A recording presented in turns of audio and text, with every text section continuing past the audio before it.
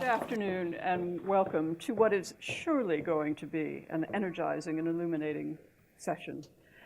It's carrying on from last year's gathering when we just got together to discuss how Cambridge has become the capital of UK life sciences.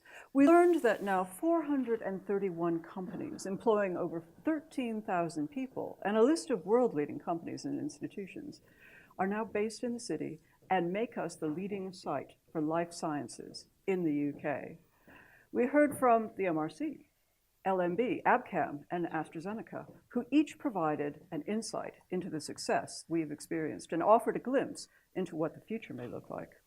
And everyone who attended last year, I hear, came away with a new enthusiasm for the work that they were doing, a vision for industry and research into the next 20 years, and of course, the realization that Patrick Maxwell would make an excellent chair for BBC Question Time. So, with all this success, the one question that we kept coming back to was, where does the NHS fit into this story? We know through advances in the understanding of biological systems, the changing landscape of genomics, and a revolution in digital systems that the Cambridge cluster has made significant advances to improve human health. We have 3 amazing NHS Trust hospitals in our area delivering pioneering care to thousands of patients every day. But how do they fit into this story?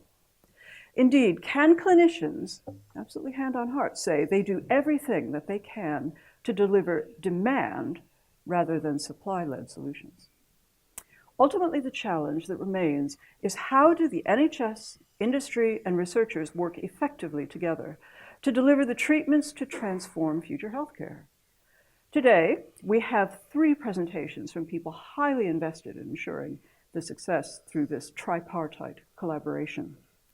First, we have Charlie Davey from UCL Partners, who will talk about what his organization is doing and his perspective on opportunities presented by government's industrial strategy and digital development, and what work his group has been doing to pursue those opportunities. Next, we'll hear from, well, Neil Mesher and Stephen Posey, who will look, I fear, a lot like Malcolm Lowe-Laurie and John Walwork. Unfortunately, some pressing issues have come up for both, very different issues, but nonetheless have come up for both Neil and Stephen. And so we will soldier on with our very fine presentations, who will be talking about how Royal Papworth and Philips are collaborating together. And finally, we round up with Tracy Dowling, who will talk about how Cambridgeshire and Peterborough Hospital Trust can also work with industry and research. Then following on from this, we will have a panel discussion which allows Patrick to reprieve his interrogation skills, displayed last year with a great panel who will no doubt be up for the challenge of responding to these themes. Now, I've been in the role of chair of Cambridge University Health Partners for just under a year now.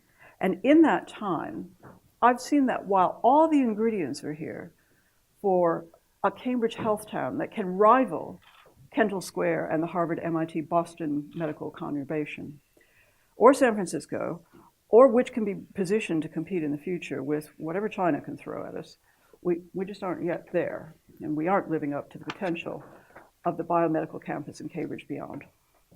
There is much work to do, but the prize to be won is enormous for Cambridge, for the UK, and for the world.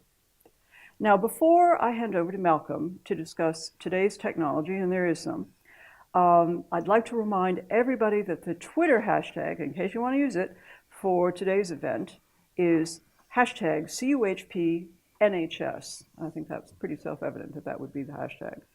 So thank you very much, and now on with the show.